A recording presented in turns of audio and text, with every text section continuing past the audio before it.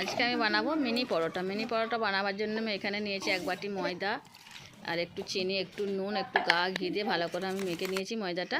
একটা ডিম গুলে নিয়েছি, দিয়ে আমি এরকম গোল গোল একটা লেচি বানিয়ে নিয়েছি। নিয়ে আমি সব রুটিগুলো বানিয়ে নিচ্ছি। ওর মধ্যে ডিমের মিশ্রণটা দিয়ে দিচ্ছি আর একটু করে ময়দা ছড়িয়ে দিচ্ছি, দিয়ে পাটে পাটে বসিয়ে দিচ্ছি রুটিগুলো একসাথে। যেটা মোটা করে আমি রুটি করে নিয়েছি, নিয়ে বেলে নিচ্ছি।